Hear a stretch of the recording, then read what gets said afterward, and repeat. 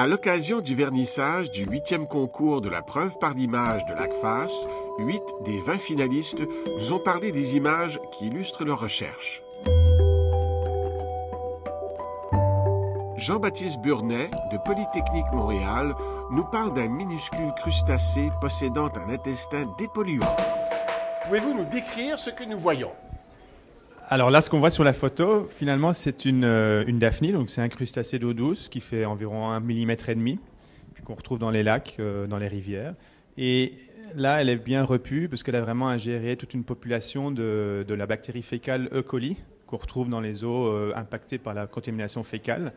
Et ces E. coli, ces bactéries ingérées, elles sont en bleu. Donc c'est des bactéries, c'est toutes ces amas bleus qu'on voit dans le tube digestif de la daphnie qui ont été ingérées donc par cette daphnie.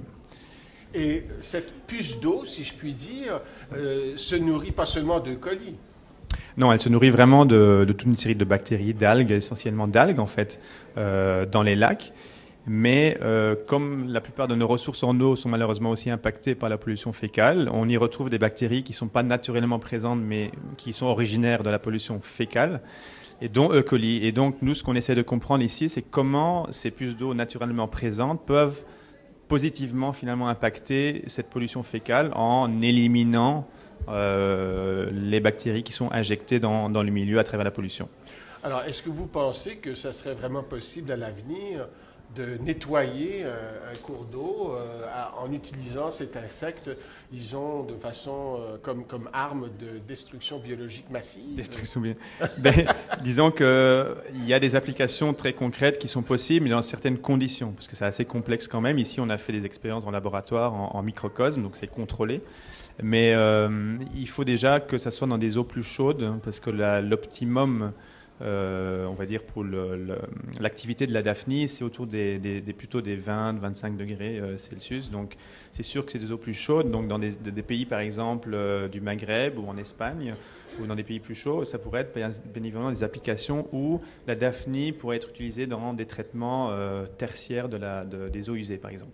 Et au Canada, en juillet, quand même, l'eau des lacs est quand même assez chaude. Est-ce que cette puce d'eau pourrait avoir une certaine utilité, vous pensez? Oui, moi, je pense qu'en effet, lorsqu'il y a ce qu'on appelle vraiment les blooms de population, lorsqu'il y a des densités élevées de population de daphnie à une certaine période de l'année, autour de juin, juillet, je pense que c'est là que le pouvoir épurateur naturel de cette population est le plus élevé sur une contamination fécale qui entrerait alors à ce moment-là dans le lac à travers des rejets, par exemple.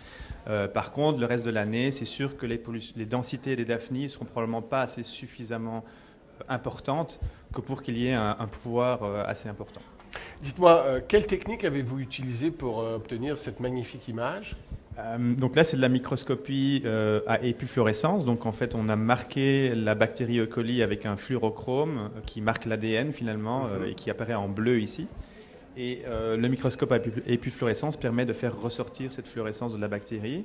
Et on a observé la daphnie avec la bactérie par-dessous, donc c'est un microscope inversé, parce que si on a un objectif par-dessus, il faut mettre une lamelle et on écrase la daphnie. Donc on veut la maintenir intacte.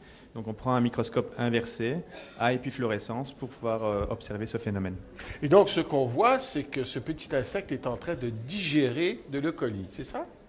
Là, en fait, il l'a ingéré, il va certainement en digérer certains, mais je lui avais mis une bonne dose pour l'illustration. Et donc, ce que j'ai observé sous le microscope, parce que là, elle est vivante, donc je l'observe finalement en live, et donc je vois aussi le transit au fur et à mesure de la bactérie dans le tube digestif, et puis en effet, elle en excrète certains. Donc, au bout du tube digestif, il y en a qui vont être excrétés après même moins de 2 minutes, j'avais observé. Mais ça, c'est des conditions environ artificielles. En nature, il y aura moins de E. coli dans l'eau et le transit va être plus long et donc elle pourrait être digérée aussi plus efficacement. C'est vraiment captivant. Merci beaucoup, Jean-Baptiste, d'être venu nous parler.